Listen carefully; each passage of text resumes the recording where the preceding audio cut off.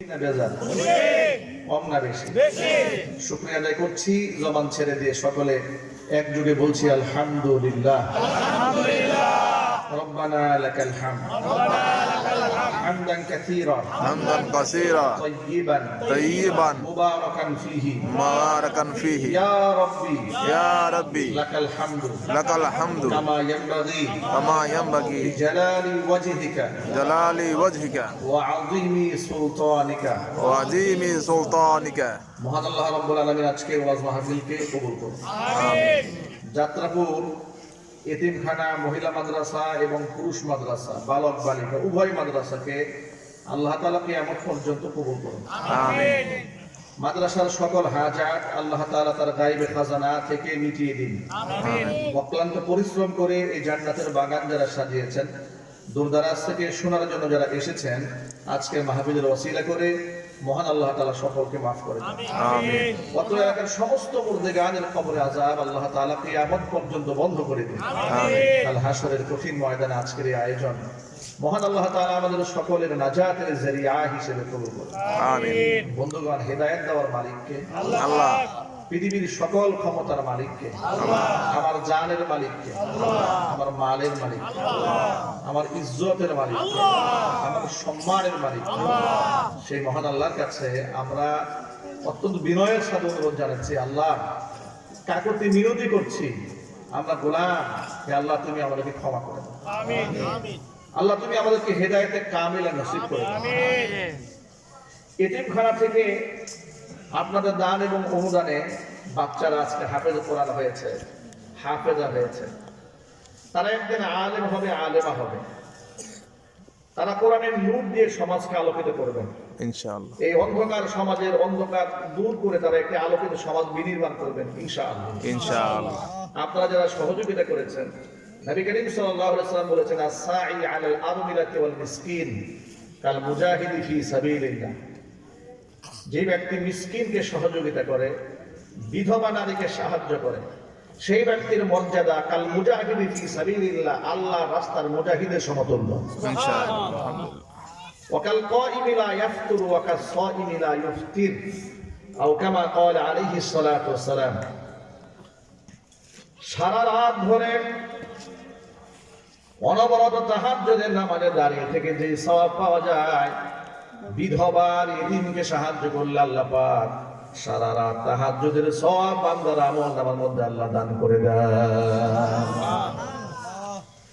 সারা বছর ভরে নফল রোজা রাখলে যে সওয়াব হয়, বিধবা এবং মিসকিন এতিমকে সাহায্য করলে মহান আল্লাহ পাক আমলনামার মধ্যে সেই সওয়াব দান করে দেন। জোরে বলেন সুবহানাল্লাহ। এগুলো আপনাদের সহযোগিতার ফসল। মানুষ বুঝতে চায় না কোন জায়গায় দান করবে। দানের খাতগুলো, মাসরাফগুলো আল্লাহ বলে দিয়েছেন, কোথায় খরচ করবে সেটাও বলে দিয়েছেন, কিন্তু মানুষ ভুল পথে পরিচালিত হচ্ছে। ইনকাম কোন জায়গা থেকে করবেন তাও বুঝে না, কোন খাতে অর্জিত সম্পদ ব্যয় করবে সেটাও বুঝতে চায় না। মানুষ নিজের সম্পদের মালিকানা নিজেকে মনে করে, পূর্ণাঙ্গ স্বাধীন মনে করে। অথচ ইমানদার ব্যক্তির বিশ্বাস এটা হওয়া উচিত, আমার জানের মালিকও আমি নই, আমার সম্পদের মালিকও আমি নই। কারণ সূরা তাওবার মধ্যে তো আল্লাহ বিষয়টা পরিষ্কার করে বলে দিয়েছেন। আমার আল্লাহ পাক তার নিজের ভাষায় বলেন, ইন্নাল্লাহা আশতারা মিনাল মুমিনিনা আনফুসাহুম ওয়া আমওয়ালাহুম বিআন্না লাহুমুল জান্নাহ يقاتلون في سبيل الله فيقتلون ويقتلون। নিশ্চয় আল্লাহ তাআলা ইমানদার বান্দাদের কাছ থেকে খরিদ করে নিয়েছেন তার জান এবং মাল জান্নাতের বিনিময়ে। জোরে বলুন সুবহানাল্লাহ। কিসের বিনিময়ে? জান্নাতের বিনিময়ে আল্লাহ পাক আমাদের কাছ থেকে আমাদের জান মাল দুটোই খরিদ করে নিয়েছেন। সুতরাং জানও আল্লাহর, মালও আল্লাহ।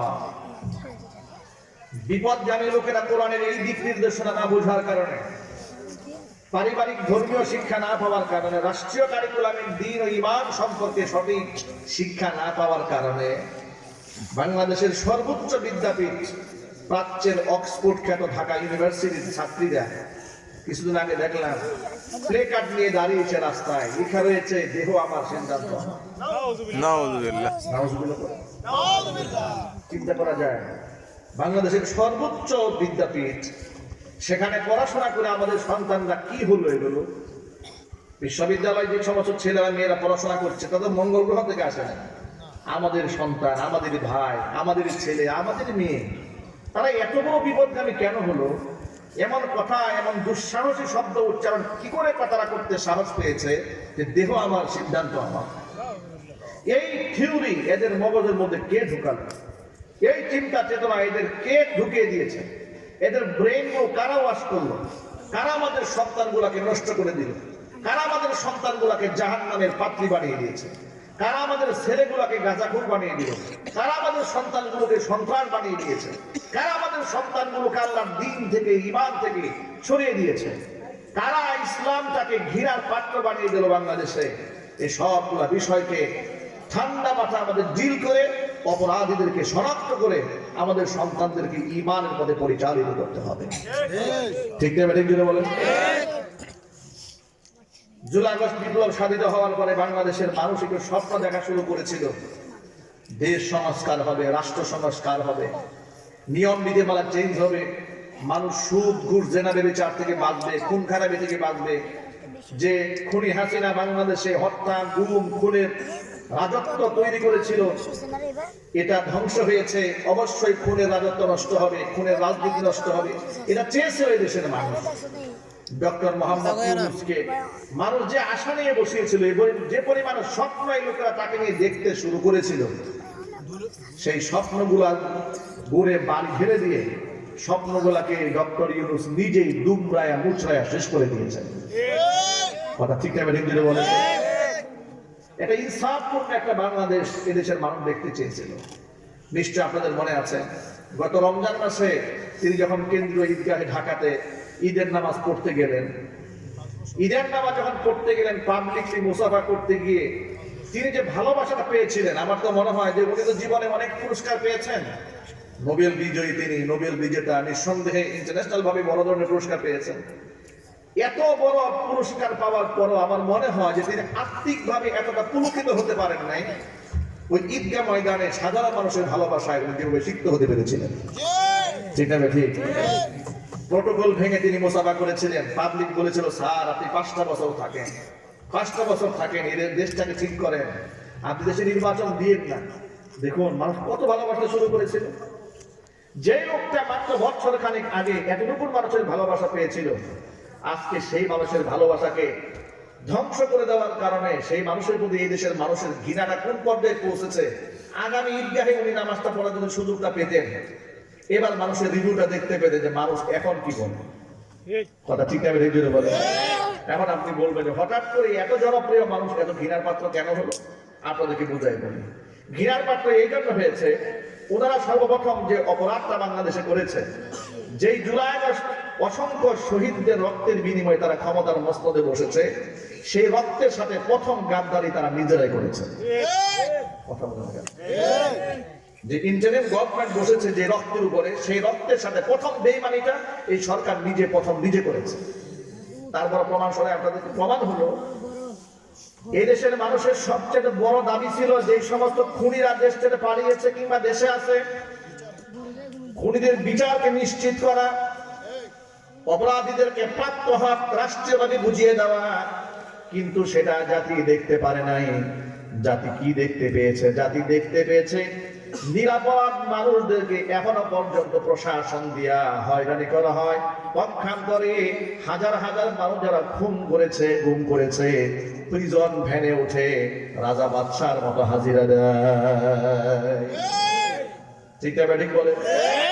নিরাপরাধ আলেমদেরকে ধরে ধরে স্বৈরাচারী খুনি হাসিনা পায়ের মধ্যে ডান্ডা বেরি পড়িয়েছে, লোহার শিকল পড়িয়েছে, মাহফিল মঞ্চ থেকে তুলে নিয়ে গেছে, বক্তার সামনে থেকে মাইক কিনে নিয়ে আলেমদেরকে বেইজ্জত করেছে, মিথ্যা নাটক সাজিয়ে আলেমদেরকে দুশ্চরিত্র বানাবার জন্য গোটা বিশ্ব ময়দানে আলেমদের বদনাম করিয়েছে।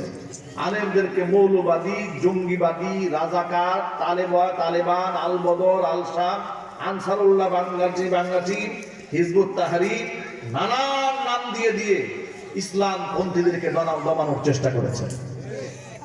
কথা ঠিক না বেরিয়ে?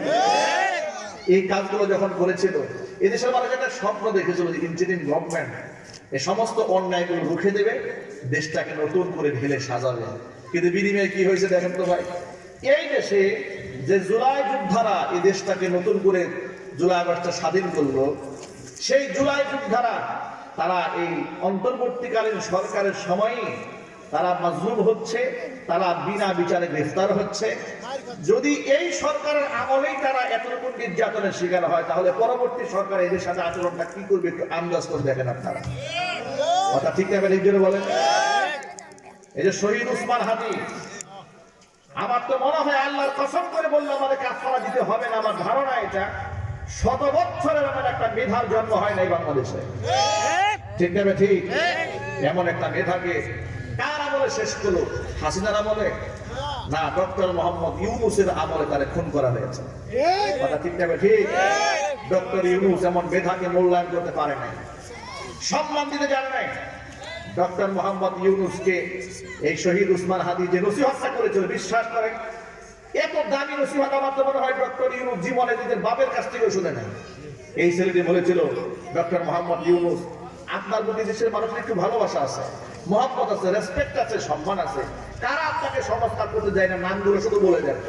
আপনার মেরে ফেলবে, আপনার গুম করবে, আপনার খুন করবে, আপনার তো বয়স হয়েছে, আপনি বাঁচবেন আর কয়টা দিন। এমন কিছু করে না যাতে করে মানুষ 100 বছর 1000 বছর আপনার জন্য দোয়া করে। ঠিক আছে? ঠিক।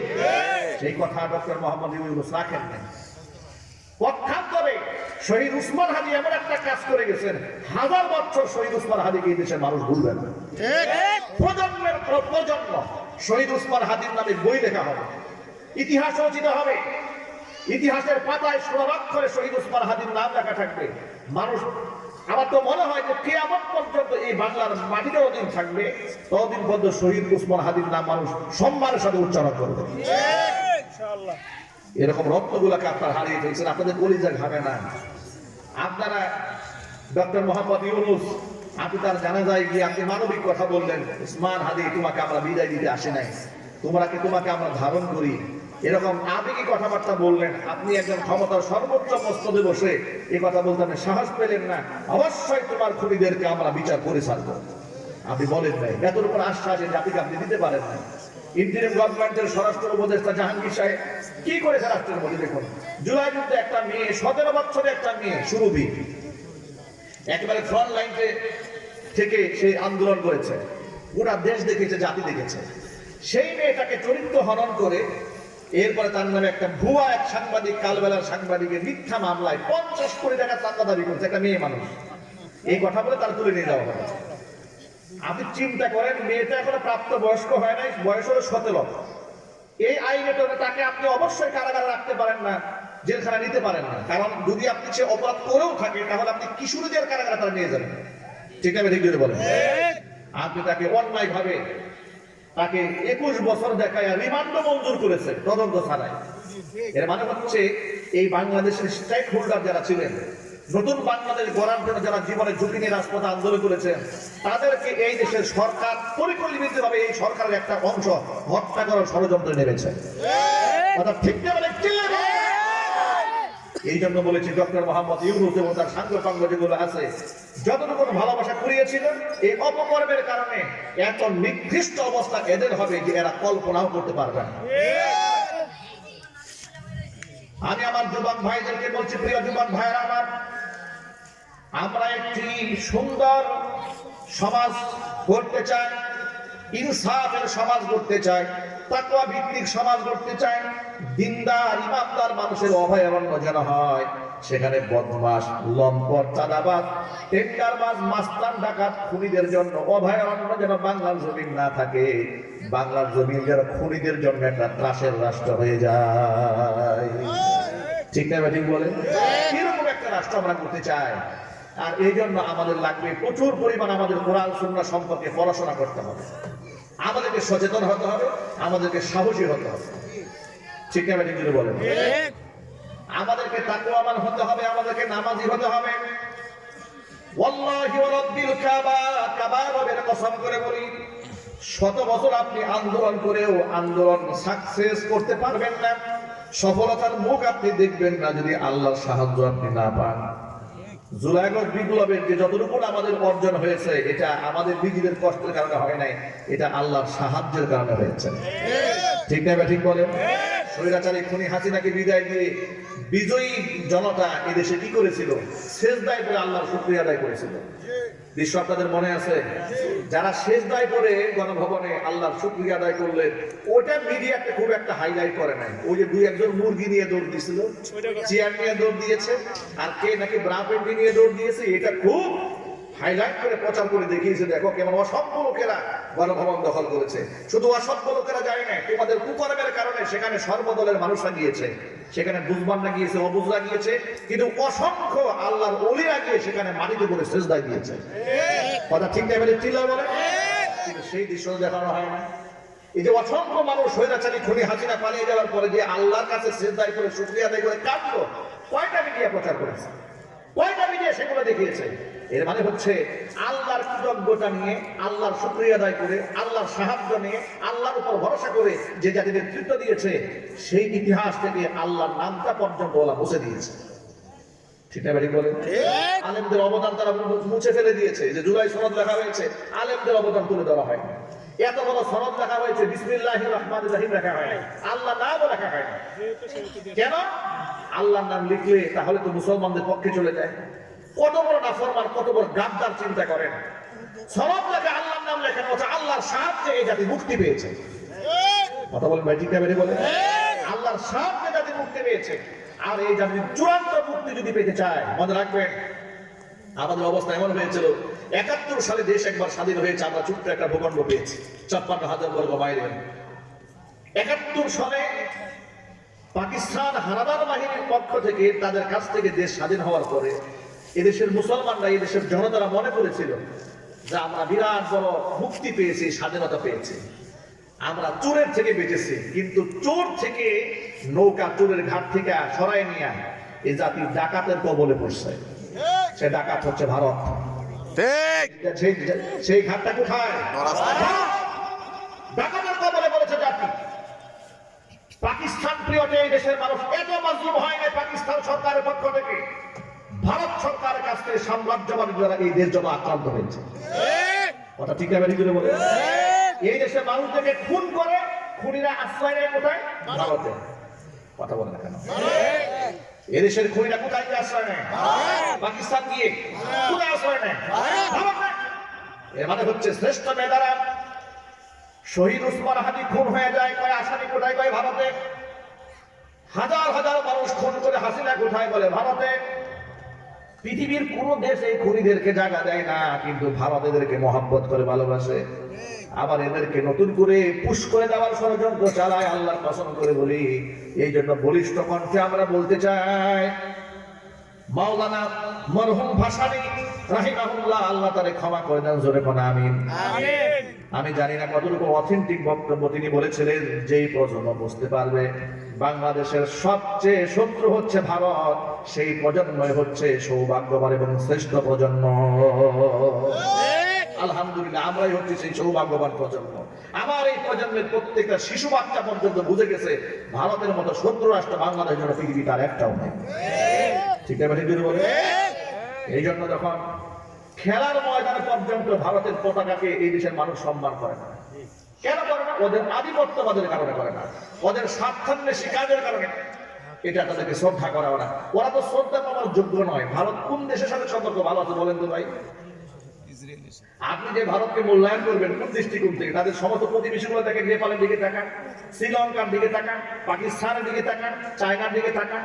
ভারতের সাথে যতগুলো নিয়ারেস্ট রাষ্ট্র আছে, যতগুলো প্রতিবেশী রাষ্ট্রের সাথে ভারতের সম্পর্ক আছে, প্রত্যেকটা রাষ্ট্রের সাথে ভারতের মারামারি আছে। ঠিক আছে? জোরে বলেন। কারোর সাথে এদের কোনো সম্পর্ক নেই। আপনি বলবেন আমরা মুসলমানের জন্য সম্পর্ক খারাপ, নেপালের সাথে কি? নেপাল তো মুসলিম রাষ্ট্র না। ঠিক আছে? বলেন। সেখানেও মারামারি কুপাকুপি আছে। চায়না তো মুসলিম রাষ্ট্র না, ওদের সাথে কুপাকুপি আছে। শ্রীলঙ্কা তো মুসলিম রাষ্ট্র না, এদের সাথে কুপাকুপি আছে। এর মানে হচ্ছে মুসলিম আর অমুসলিম না, ভারতের সাম্রাজ্যবাদী সরকার এতটা নিকৃষ্ট, নিজের কুস্বার্থ এবং হীন স্বার্থ চরিতার্থ করার জন্য সকলের সাথে সম্পর্ক নষ্ট করেছে। এই জন্য এই দেশের জনগণকে বুঝতে হবে, যুবকদের বুঝতে হবে, ভারত এই বাংলাদেশের সবচেয়ে বড় শত্রু। কথা ঠিক টাইমে দিতে বলে, শত্রু যদি না হতো গণহত্যাকারী খুনি হাসিনা কি করেছে আশ্রয় পায় ভারতের ময়দানে, বলেন আপনারা? সে যদি বাংলাদেশকে ভালোবাসতো, খুনি হাসিনা সহ যতগুলো দোষর পালিয়েছে সবগুলোকে বাংলাদেশ সরকারের কাছে হস্তান্তর করে বলতো, তোমাদেরকে যারা মেরেছে, তোমাদেরকে যারা খুন করেছে, এমন খুনিদেরকে আমরা আশ্রয় দেব না। আমরা প্রতিবেশী হিসেবে বাংলাদেশকে ভালোবাসি, খুনিদেরকে আমরা ভালোবাসি না। সেটা করতে পারে না। সেটা করতে না পেরে খুনিদেরকে আশ্রয় দিয়ে বুঝিয়ে দিয়েছে, এই খুনিদেরকে আমরাই লালন পালন করে বড় করেছি তোদেরকে ধ্বংস করে দেওয়ার জন্য। ঠিক না ঠিক বলে? কথাগুলো আপনাদের সামনে কেন বললাম, বেশি কঠিন হয়ে গেছে সাবজেক্টটা? এগুলা সঠিক বিষয়গুলো জাতিকে বোঝা উচিত।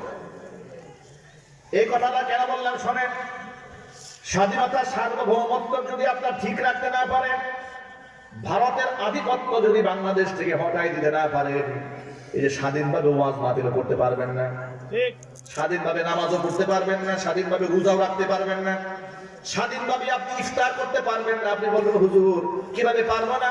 খুনি হাসিনার সময় তো আমরা নামাজ রোজা করেছি, আপনি কেমন নামাজ পড়েছেন একটু শুনে বোঝাই বলি আপনাদেরকে। খুনি হাসিনার সময় এই দেশের মানুষ ধর্মীয় কালচার, ওয়াজ মাহফিল, 1000 বছরের সংস্কৃতি। কথা ঠিক আছে? এই ওয়াজ মাহফিল কি 2-4-5 বছর সৃষ্টি হয়েছে? দেশ স্বাধীন হওয়ার আগে দেশে ওয়াজ হয় নাই? সুবহানাল্লাহ বলেন, আল্লাহু আকবার বলেন। যুগ যুগ ধরে দেশে ওয়াজ চলেছে। সেই ওয়াজ মাহফিল সারা জীবন আমরা করেছি, কোনোদিন পারমিশন লাগে নাই। খুনি হাসিনা হঠাৎ করে বলা শুরু করলো, ওয়াজ করার জন্য থানা থেকে পারমিশন আনতে হবে। ঠিক আছে বলেন? আমি বলবো আল্লাহর কথা, আল্লাহ রসুলের কথা। খুনি হাসিনা বলে না আল্লাহর কথা আমার পারমিশন ছাড়া বলা যাবে না, আল্লাহর কথা রসুলের পারমিশন ছাড়া বলা যাবে না। এটা কেন? এই সিদ্ধান্ত খুনি হাসিনার না, এই সিদ্ধান্ত হচ্ছে সাম্রাজ্যবাদী ভারতের। ভারত যখন চিন্তা করলো এই দেশের মুসলমানদের সংখ্যা কমিয়ে হিন্দুত্ববাদ এখানে ক্যাম্প করতে হবে, ইসকনের আস্ফলন দেখাইতে হবে, মানুষদেরকে মুশরিক বানাতে হবে, তো এই মুশরিক বানাবার পথে বাধা কারা? আলেম ওলামারা। তারা ওয়াজ মাহফিল করে মানুষের ঈমান ঠিক করে ফেলে, মানুষের মগজ ধুলাই করে ফেলে, ভালো মন্দ বুঝাতে সক্ষম হয়। এই জন্য বক্তারা যেন ওয়াজ মাহফিলে স্বাধীনভাবে কথা বলতে না পারে, এই জন্য 116 জন আলেমের নামের তালিকা তারা তৈরি করেছিল। ইতিহাসকে আপনারা ভুলে গেছেন না মনে আছে? 116 জন আলেমের নামের তালিকা তৈরি করে কোথায় জমা দিয়েছে মনে আছে?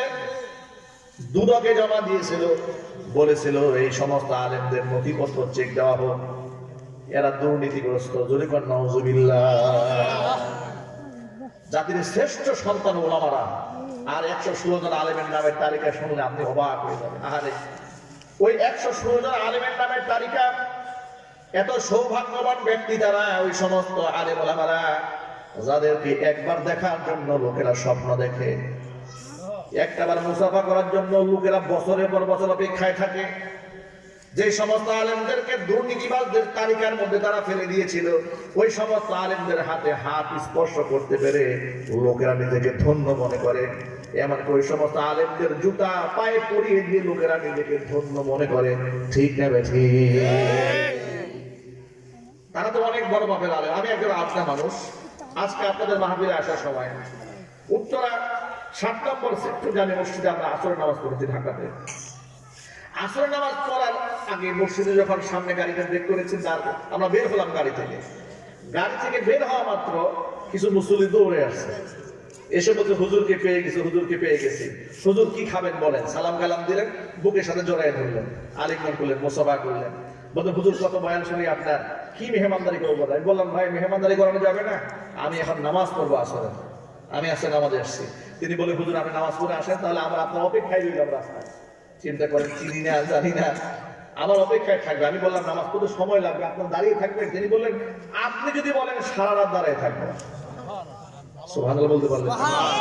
এটা আমি আমার কেরামতে বলি না, এদেশে আলেম ওলামাদের প্রতি মানুষের কেমন অকৃত্রিম ভালোবাসা। আল্লাহু আকবার জোরে বলেন। লোকটি আমাকে বলছে হুজুর আপনি নামাজ পড়ে আসেন, আমরা দাঁড়ায় রইলাম আপনার জন্য, প্রয়োজনে সারা রাত দাঁড়ায় থাকবো আপনার জন্য। কত বয়ান শুনি আপনার, আর আপনাকে হাতের কাছে পেয়েছি, মেহমানদারি করা ছাড়বো নাকি? ছাড়বো না। নামাজ পড়ে বের হলাম দেখি সব দাঁড়ায় আছে। এরপর আমাদেরকে বসালেন একটা সামনে একটা পিঠার দোকান আছে, সেখানে উত্তরা 11 নম্বর 7 নম্বর সেক্টরের মসজিদের সামনে বিভিন্ন জেলা থেকে বিভিন্ন ধরনের মিষ্টান্ন তারা আনা, ওরা আমাদেরকে সেখানে মেহমানদারি করালো। কি পরিমাণ তৃপ্তি তারা পেয়েছে, কি পরিমাণ দোয়া করেছে, কি পরিমাণ মহব্বত করেছে, বুকের সাথে জড়ায় ধরে হাতের মধ্যে চুমা দিয়েছে। আলেমুল আমাদেরকে মানুষ এরকম মহব্বত করে। আর সেই আলেমুল আমাদেরকে হাতের মধ্যে হাত করা পরিয়ে, পায়ের মধ্যে লোহার ডান্ডা বেরি পরিয়ে, লোহার আপনার ডান্ডা বেরি পায়ে পরিয়েছে, গরুর রশি কোমরে বাঁধছে আলেমদের বেঁধে বুলেট প্রুফ জ্যাকেট পরিয়েছে, মাথার মধ্যে হেলমেট পরিয়েছে, পরিয়ে আদালত চত্বরে হাজির করে এরপরে প্রথম আলো, ডেইলি স্টার, এই সমস্ত পত্রিকা, কালবেলা এগুলাকে সুন্দর করে ছবি তুলেছে। ছবি তুলে বিশ্ব মিডিয়াতে প্রচার করেছে এই দেশে মৌলবাদের উত্থান ঘটেছে, আমরা মৌলবাদদেরকে দমন করতেছি। খুশি করেছে ভারতকে, খুশি করেছে আমেরিকাকে। নাউজুবিল্লাহ বলেন। তো বুঝতে পেরেছেন, ভারত আর আমেরিকাকে খুশি করতে গিয়ে খুবই হাসিনা নিরীহ আলেমদের সাথে এই আচরণ করেছে। শুধুমাত্র আলেমদের সাথে আচরণ করেছে তা নয়, হিজাবধারী নিকাব পরা আমার মা বোনদের সাথে যে আচরণগুলো করেছে। নরসিংদীর এক পর্দা নিশীন বোনের ইতিহাস কয়েকদিন আগে শুনলাম, আমার দেশ পত্রিকার মধ্যে তারা একটা প্রতিবেদন দিয়েছে, সাংবাদিকরা সাক্ষাৎকার নিয়েছে। আমার দেশ পত্রিকার ইউটিউবে, আমার দেশের একটা ইউটিউব চ্যানেল আছে, এটা আপনারা সাবস্ক্রাইব করবেন। কারণ যারা সত্যের পক্ষে যারা থাকে, দেশপ্রেম নিয়ে যারা চলে, তাদের বক্তব্য শোনা উচিত। ঠিক না ঠিক বলেন? আপনারা পড়বেন না প্রথম আলো, পড়বেন না ডেইলি স্টার, পড়বেন না কালবেলা, এগুলা খুনি হাসিনার দালাল।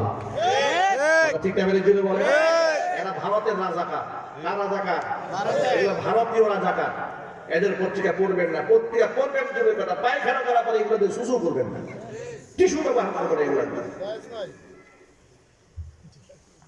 ভাই আমার, তো আমার দেশের ইউটিউব চ্যানেলে একটা সাক্ষাৎকার শুনলাম, এক দিনদার মেয়ে, পর্দানিশীর মেয়ে, সে বুর্কা পরা মহিলা, তাকে তুলে নিয়ে গেছে, রিমান্ডে নিয়ে এসে তাকে মেরেছে, টর্চার করেছে, এমন টর্চার করেছে তার পিরিয়ড হয়ে গেছে। মুসলিমদের সাথে তারা কেমন জঘন্য আচরণ করেছে ইতিহাস আপনারা বলে যান।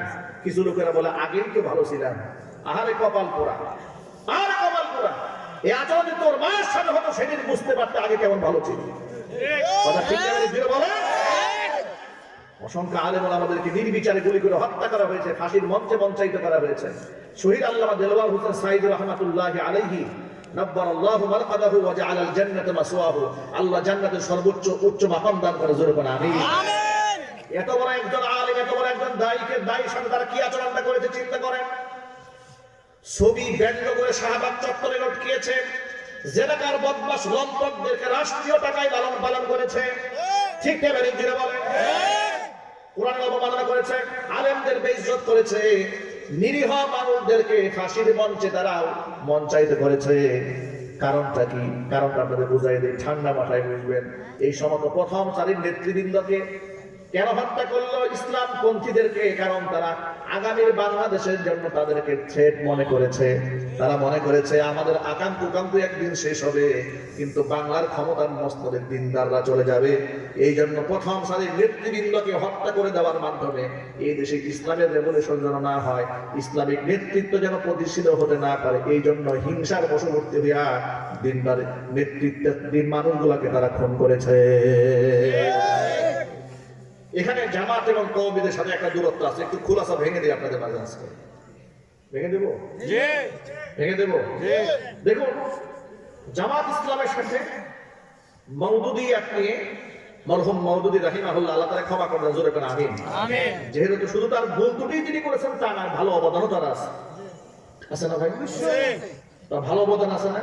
আল্লাহ পাক যেন তার ভালো অবদানের কারণে খারাপ যেগুলো করেছেন আল্লাহ তার মাফ করে দেন। তো তিনি কিছু ত্রুটি বিচ্যুতি করেছেন, সাহাবায়ে কামের কিছু সমালোচনা লিখেছেন, কোরআনের তাফসীর করতে গিয়ে বিভিন্ন পয়েন্টে তিনি ভুল করেছেন।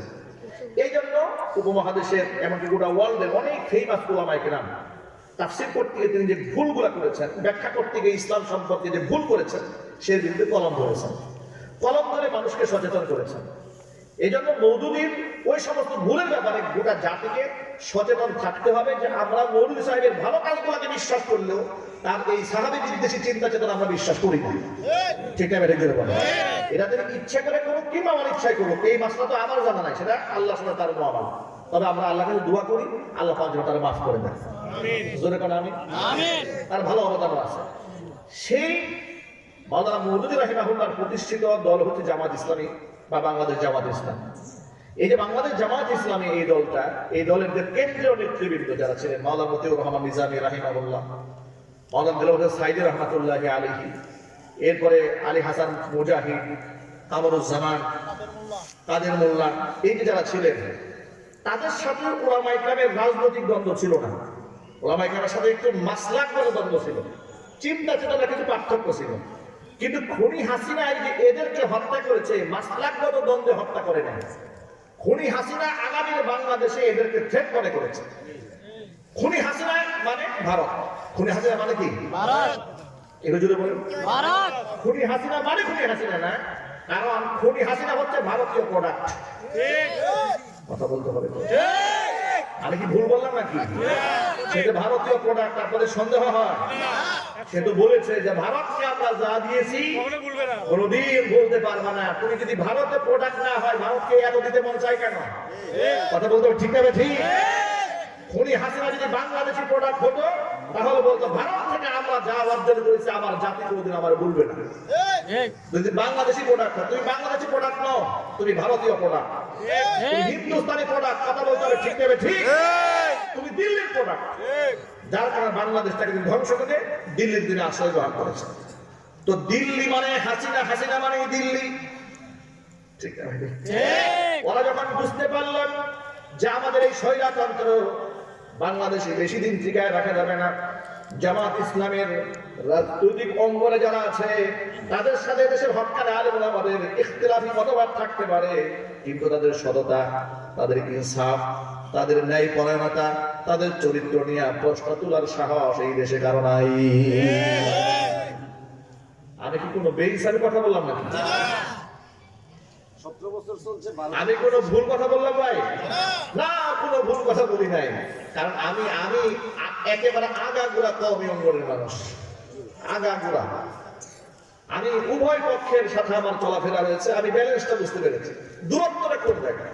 আলেম ওলামাদের সাথে যে জামাতের দূরত্বটা, হক্কানি আলেম ওলামা বা কওমিপন্থী আলেম ওলামাদের দূরত্বটা, সেটা রাজনৈতিক দূরত্ব না, সেটা চিন্তাগত দূরত্ব, কিছু ইখতিলাফি মাসআলাগত দূরত্ব, কিছু আকীদাগত দূরত্ব। এবং সেই আকীদার ব্যাপারে আমরা সবসময় ভাইদেরকে বলি, আমার মোহাম্মদের জামাত ইসলামের অনেক ভাই বন্ধুগণ আছে, বলি যে ভাই, কয়েকদিন আগেও জামাত ইসলামী বাংলাদেশের কেন্দ্রীয় একজন লিডার মাওলানা রফিকুল ইসলাম খান, যিনি সহকারী জেনারেল সেক্রেটারি, সিরাজগঞ্জে বাড়ি, এক সফরে একসাথে দেখা হয়েছে, তার একটা মাহফিলে গেছি, একটা স্টলে বসে, একটা রুমে বসে অনেক দীর্ঘ সময়, প্রায় ঘন্টা খানিক তার সাথে মত বিনিময় হলো। আমি সেখানে খোলামেলা অনেক প্রশ্ন করলাম যে ভাই, আমি কিন্তু আপনার কথা রেকর্ড করবো। আমি তাকে বললাম, তিনি বলে হুজুর করেন। আমি বললাম যে এই যে মাওলানা মওদুদী রাহিমাহুল্লাহর এই সাহাবায়ে কেরামের ব্যাপারে কিছু মন্তব্য রয়েছে, তাতে তাফসীরে কিছু ভুল আছে। তিনি বললেন যে আমাকে তুমি বলে সম্বোধন করে, ছোট ভাই স্নেহ করে, আমাকে বলে তুমি এগুলো সব কোট করে আমাকে দাও, আমি তোমার হাতে হাত রেখে ওয়াদা করলাম আমি সবগুলা ভুলকে আমি সংশোধন করে দেবো। কারণ আমরা তার ভুলে বিশ্বাস করতে চাই না, আমরা জাহান্নামে যেতে চাই না। তার কথা আমার তো বেশ ভালো লেগেছে। আলহামদুলিল্লাহ বলেন। তার এই বক্তব্যটা আমার ভালো লেগেছে। আমার প্রশ্ন হচ্ছে যে আলেম ওলামাদের সাথে জামাতের যে দূরত্বটা, সেটা হচ্ছে এই মওদুদী সাহেবের কিছু বক্তব্য এবং লেখা কেন্দ্রিক, তার চিন্তা এবং চেতনার মধ্যে দর্শনে কিছু ভুল আছে, সেই ভুল কেন্দ্রিক। কিন্তু তাদেরকে আওয়ামী লীগের সাথে যে দুশ্মনীটা, এটা ওই দুশ্মনী ছিল না যে উনি হকখানে আলেম, উনি হচ্ছে না হক আলেম, ওনার আকীদা খারাপ, ওনার আকীদা ভালো। এই চিন্তা চেতনা নিয়ে আলেমদের সাথে দুশ্মনী হাসিনা করে নাই। হাসিনা দেখেছে আগামী বাংলাদেশের জন্য থ্রেট কারা। ঠিক না ঠিক? যাদেরকে থ্রেট মনে করেছে হাসিনা মানে দিল্লি, দিল্লি মানে হাসিনা, তাদেরকে তারা মিথ্যা মামলা দিয়ে জড়াই দিয়া রাজাকার বানিয়ে রাজাকার খেলা করে এতগুলো সিরাজটুকরা মানুষকে তারা খুন করেছে। বিনিময়ে এই রাজাকারের তকমা নিয়েই গোটার গলার মধ্যে জুতার মালা নিয়ে তাকে দেশ ছেড়ে পালিয়ে দিতে হয়েছে। এদের দুশ্মনী আকীদাগত নয়, এদের দুশ্মনী হচ্ছে আগামীর বাংলাদেশের ইসলামের বাংলাদেশ হতে না পারে সেই জন্য।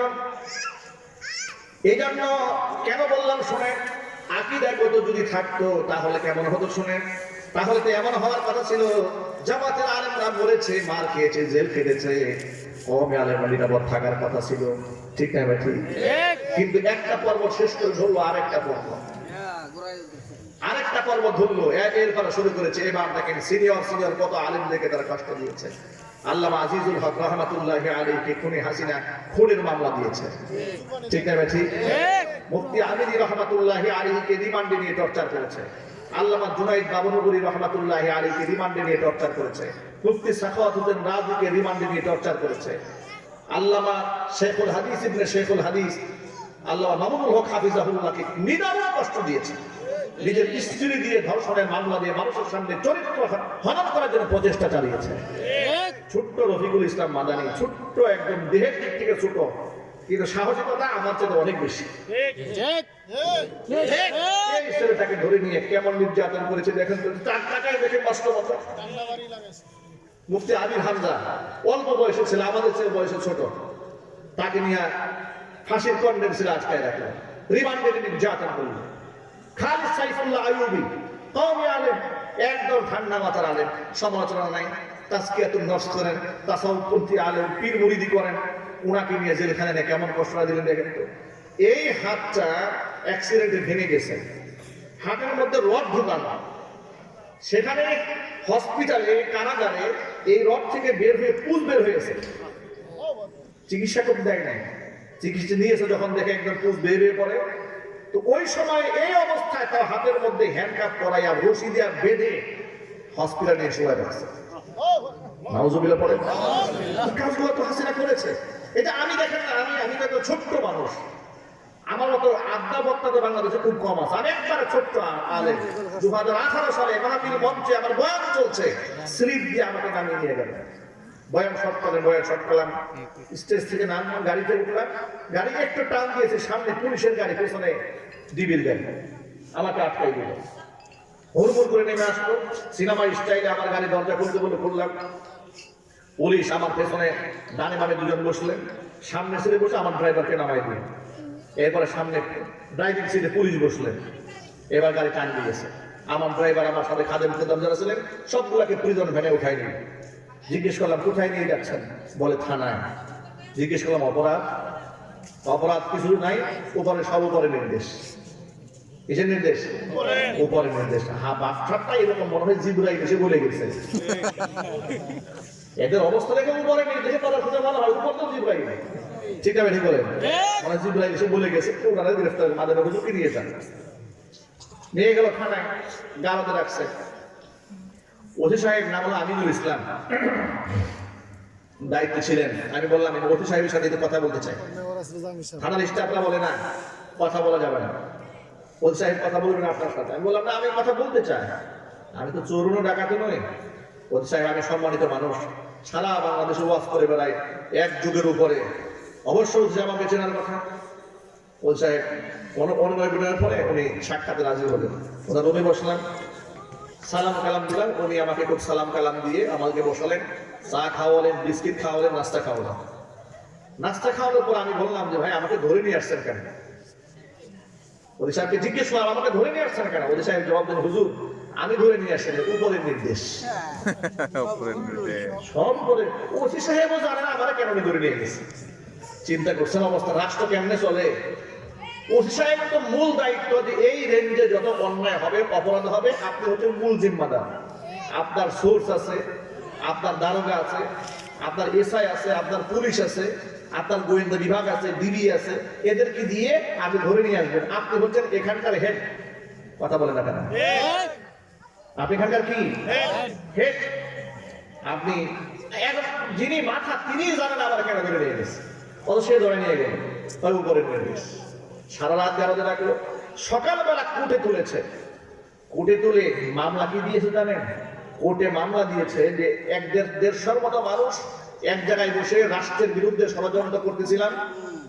এরপরে সেখানে পুলিশ হানা দিয়েছে, সব মানুষ দৌড়ায় পালাই গেছে। আমরা 5-7 জন দৌড়ে পালাতে পারে না। আমার পকেটের মধ্যে 16টা ককটেল বোমা পাওয়া গেছে। এই হচ্ছে আওয়ামী জাহিলিয়াতের আমলের মামলা। কোন আমলে? আওয়ামী জাহিলে কোন আমল একটু ভালো করে বলেন না। আওয়ামী জাহিলিয়াত কোন আমল? আওয়ামী জালিয়াত। আইয়ামে জাহিলিয়াত না, আওয়ামী জালিয়াত। আওয়ামী জাহিলিয়াত। আবার সবাই বলেন কোন আমল? আওয়ামী জাহিলিয়াত। আবার বলেন আওয়ামী জাহিলিয়াত। এই আওয়ামী জাহিলিয়াতের কথা কি আপনি ভুলে যাবেন? নো চিল্লায় বলতে হবে ভুলে যাবেন। নো। এই কষ্ট আলেমদের কথা দিয়েছে। আপনি মনে করেন হাসিনার পতন শুধু ছাত্ররা করাইছে না, ছাত্রদের এই যে মাত্র 15-20 দিন 1 মাসের আন্দোলনে খুনি হাসিনার পতন হয় নাই। খুনি হাসিনার পতন হয়েছে 16টা বছর। অসংখ্য নিরীহ মানুষকে ওরা গুম করেছে, খুন করেছে, চোখের পানি ঝরিয়েছে, অসংখ্য মানুষের চোখ উপড়ায় ফেলছে, পা ভেঙে দিয়েছে। আমাকে যখন গ্রেফতার করে নিয়ে যাওয়া হয় থানায় গিয়ে, আমাকে গ্রেফতার করে যখন জেলে ঢুকাই দিল, আমার জামান নাকুচ করে জেলখানায় গিয়ে দেখি আমাকে এক ভাই বলছে, হুজুর এই দেখেন আমি জামাত ইসলামী করি, দায়িত্বশীল। উনি এখন এমপি পদপ্রার্থী, উনি আমাদের গাজীপুর 2 আসনে এমপি পদপ্রার্থী ছিলেন জামাতের পক্ষ থেকে, মনে হুসেন আলী, তার সাথে জেলখানা আমার পরিচয় হয়। তিনি আমাকে দেখেন, হুজুর এই আমার হাতটা দেখেন, রিমান্ডে নিয়ে পিজায় আমার হাতটা এখান থেকে ছিঁড়ে ফেলেছে। এগুলো করেছে মুফতি জসিমউদ্দিন রহমানী হাফিজাহুল্লাহ, আমার উস্তাদ, জামিয়া রহমানিয়া মাদ্রাসা আমাদের মিশকাত পড়িয়েছেন। এত বড় বিদগ্ধ আলেমকে জেলখানায় মিথ্যা মামলা আনসারুল্লাহ বাংলা টিভির প্রধান বলে ধরে নিয়ে গিয়া এই দাড়িগুলো একটা একটা টিনে ছেড়ে ফেলেছে।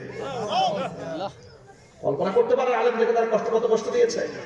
এই সমস্ত আলেমদের চোখের পানি একত্রিত হয়ে, সমস্ত মাজলুমের চোখের পানি একত্রিত হয়ে, সেই চোখের পানি এগনা আরো আন্দোলনের অগ্নি শিখা হয়ে, দাবানল হয়ে জ্বলে উঠেছে।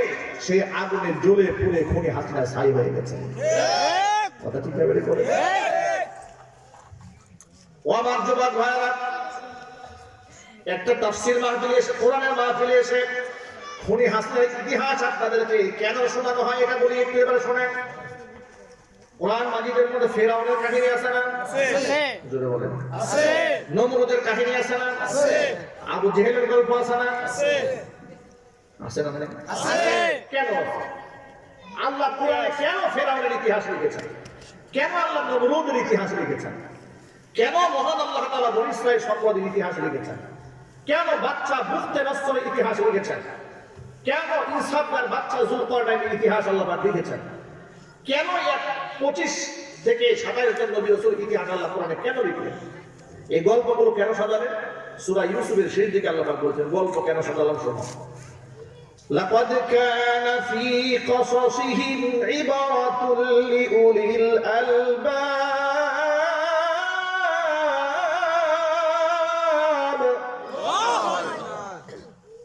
এই সমস্ত মানুষের জীবনের মধ্যে তোমাদের জন্য শিক্ষা রয়েছে, বিরাট শিক্ষা। জালেমদের ইতিহাস কেন শোনালাম? وَسَيَعْلَمُ الَّذِينَ ظَلَمُوا أَيَّ مُنقَلَبٍ يَنقَلِبُونَ। জালেমরা অচিরেই অবগত হবে কোন গন্তব্যে তারা রওনা হয়েছে। জালেমদের ইতিহাস এই কোরআন মাজিদের মধ্যে আল্লাহ পাক বলেছেন যাতে করে পরবর্তী প্রজন্মের লোকেরা জালেম হয়ে না ওঠে। খুনি হাসিনার ইতিহাস এবং তার পতনের কাহিনী আপনাদের কেন শোনায়? শোনায় যাতে করে এই বাংলার মাটিতে আর কেউ স্বৈরাচারী খুনি হাসিনা হয়ে উঠতে সাহস না পায়। ঠিক আছে কি বলে? আর ওদেরকে ইতিহাসের আস্থা করে যেন জাতি নিক্ষেপ করতে পারে, আর এই দেশের মানুষ যেন এই নীতি আর আদর্শের উপর বেড়ে উঠতে পারে। ভারতের আধিপত্যবাদ, সাম্রাজ্যবাদ যারা এই জমিনের মধ্যে কায়েম করতে চায়, এমনকি হিন্দুত্ববাদ যারা কায়েম করতে চায়, তাদের ইতিহাস খুনি হাসিনার চেয়ে নিকৃষ্ট হবে। ঠিক না ঠিক বলে? এই মেসেজটা দেওয়ার জন্য আপনাদেরকে কথাগুলো বলেছি। আজকে আমাদের বড় দুঃখ নিয়ে কথাটা বলতে হচ্ছে। এই যে সুরভি মেয়েটা, সে জুলাই আগস্ট বিপ্লবে প্রথম সারিতে সে নেতৃত্ব দিয়েছে। ঠিক না ঠিক? এই মেয়েটা নাকি কোন সাংবাদিকের কাছ থেকে 50 কোটি টাকা দাবি করেছে। সাংবাদিকের বাপ মা 14 গোষ্ঠী বিক্রি করলে 50 কোটি টাকা হবে? কথা বলেন না ভাই? জি না। এই যে কালবেলার যে সাংবাদিক এই তার বিরুদ্ধে মামলাটা করেছে, 50 কোটি টাকা নাকি তাদের চান্দা চাওয়া হয়েছে। সাংবাদিক লিখেছে পত্র পত্রিকায়, কয়েকটা পত্রিকার মধ্যে লিখেছে আপনারা বলেন তো এই সাংবাদিকের 14 গোষ্ঠী বিক্রি করে 50 কোটি টাকা হবে? যদি 50 কোটি টাকা বিক্রি করলে হতো, ও তো সাংবাদিকতা করতো না। কথা বলেন ঠিক না ঠিক জোরে বলেন। ওদের যে সাংবাদিকতা করে, এটা তো সাংবাদিকতা নয়, এগুলো বদমাশি করে, দালালি করে, 5 টাকা গোলামি করে, কয়েকটা টাকা ধান্দা করার জন্য। এখন তো কল রেকর্ড ফাঁস হয়ে গেছে যে এই মেয়েটাকে নাকি সাংবাদিক কথা করে সাংবাদিক খুব প্রস্তাব দিয়েছিল, মেয়েটা রাজি হয় নাই, রাজি না হতে মিথ্যা মামলা দিয়েছে। ইন্টারিম গভর্নমেন্টের কাছে আমাদের প্রশ্ন, আপনারা আন্দোলনের মুখে এই মেয়েটাকে জামিন দিয়েছেন, কিন্তু প্রশ্ন হলো এই মেয়েটার বিরুদ্ধে যে মিথ্যা মামলা করা হয়েছে এখন তার বিচার করতে হবে। কথা ঠিক নেবে ঠিক, কিন্তু তার বিচার করলে হবে না। যে পুলিশ অফিসার 17 বছরের মেয়েটাকে আদালতে তাকে আসামি করে দেওয়ার জন্য, রিমান্ডে নেওয়ার জন্য তাকে প্রাপ্ত, সে আসামি, সেজন্য সাজাযুক্ত আসামি, এটা বোঝাবার জন্য 21 বছর বয়স বাড়াই দেওয়া হয়েছে। 17 বছরের মেয়ে 21 বছর বাড়িয়ে যে পুলিশ অফিসার দিয়েছে তারও বিচার হতে হবে। এমনকি যেই বিচারক এই নিরীহ মেয়েটা জুলাই যোদ্ধা, এই মেয়েটা রিমান্ড 2 দিন মঞ্জুর করেছে, সেই বিচারকেরও বিচার হতে হবে। নাটের গুঁড়ো গুলাকে খুঁজে বের করতে হবে। এটা কালবেলার পত্রিকার সে সাংবাদিক, আমার বুঝে আসে না দেশ স্বাধীন হওয়ার পরে কালবেলা চলে কি করে। এই কালবেলা তো ভারতীয় দালাল পত্রিকা। কথা ঠিক না মানে জোরে বলতে হবে। আমার অবাক লাগে এই দেশের কিছু কিছু রাজনীতিবিদেরা প্রথম আলোর বিরুদ্ধে কথা বললে পড়ে যায় খুব আঘাত। একজনে বলে প্রথম আলোর উপর হামলা মানে যে গণতন্ত্রের উপর হামলা, অথচ এই প্রথম আলো হচ্ছে সেই প্রথম আলো দেশের অসংখ্য নিরীহ আলেম ওলামাদেরকে জঙ্গি বানিয়ে তাদেরকে হত্যাযোগ্য অপরাধী করে তুলেছিল। বাংলাদেশে ইসলামটাকে ধ্বংস করে দিয়ে ভারতের সাম্রাজ্যবাদ, উগ্রবাদ, সাম্প্রদায়িকতা, উগ্র সাম্প্রদায়িকতা উস্কে দিয়েছে। ইসলামের ইতিহাসকে ব্যঙ্গ এবং বিদ্রুপ করেছে। 2007 সালে মোহাম্মদের কাঁধে রেখে মুসলমানদের কলিজার মধ্যে আঘাত ফেলেছিল। ইতিহাসকে আপনারা ভুলে গেছেন। সেই প্রথম আলোর জন্য আপনাদের এত দয়া হয়, এত মায়া হয়। আমি এনসিপির নেতৃবৃন্দকে বলতে চাই, এনসিপির প্রথম সারির নেতা যারা, যাদের প্রতি জুলাই যোদ্ধা হিসেবে দেশের মানুষের বড় আকাঙ্ক্ষা রয়েছে, মহব্বত এবং ভালোবাসা, শ্রদ্ধার স্থান রয়েছে, আপনাদের সহযোদ্ধা এই ছবি যখন গ্রেফতার হয়ে গেল, ওই আপনাদের তো খুব একটা স্পিরিট আমরা দেখতে পেলাম না। কথা বলে না কেন? আমরা তো হাসনাদের কোনো স্টেটমেন্ট পেলাম না, সার্জি সালামের পক্ষ থেকে কোনো বক্তব্য পেলাম না, আমরা নাহিদের পক্ষ থেকে কোনো বক্তব্য পেলাম না। কেন? সামনে নির্বাচন, ক্ষমতায় খুব যেতে হবে। নিজের সহপাঠীদেরকে বিপদে ফেলে খুব নেতৃত্ব যেতে মনে চায়। এই নেতৃত্ব তোমাদেরকে মুক্তি দেবে না, মনে রাখবে। আজকে শুরু যদি আক্রান্ত হয়ে শেষ হয়ে যায়, পরের পালা তোমাদের। ঠিক না ঠিক? মুক্তিকামী সকল জনতাকে বলতে চাই, বিচ্ছিন্ন হওয়ার কোনো সুযোগ নাই। শত্রুরা কিন্তু বসে নাই। যে শত্রুদেরকে আপনারা দেশ ছাড়া করেছেন, ওই সমস্ত শত্রুদের আন্ডা বার্তায় দেশে রয়ে গেছে। যে কোনো মুহূর্তে সবার উপর হামলা আসতে পারে। এই জন্য জুলাই আগস্ট বিপ্লবে যেমন আমরা সব এক হয়ে গিয়েছিলাম দলমত নির্বিশেষে, স্বৈরাচারী খুনি হাসিনা এবং তাদের দূষণদের বিচার হওয়ার আগ পর্যন্ত সকলকে ঐক্যবদ্ধ থাকতে হবে বাংলাদেশের স্বার্থে। আমার যুবক ভাইরা, এই জন্য শুধুমাত্র আন্দোলন করলে হবে না, তাকে অর্জন করতে হবে, ঈমান আনতে হবে একমাত্র আল্লাহর উপরে। ঈমান যদি থাকে আর তাকওয়া যদি থাকে, চূড়ান্ত বিজয় আল্লাহ পাক আমাদেরকে দান করে দিবে। কোরআন মাজিদে আল্লাহ পাকের একটা ওয়াদা আছে। আল্লাহকে মিথ্যা কথা বলেন নাকি? জোরে বলে মিথ্যা কথা বলেন? আমার আল্লাহ পাক বলেছেন, ওয়ালা তাহিনু ওয়ালা তাহজানু ওয়া আনতুমুল আ'লাউনা ইন কুনতুম মুমিনিন। হীনমন্যতায় ভোগো না, দুঃখিত হয়েও না, ব্যথিত হয়েও না।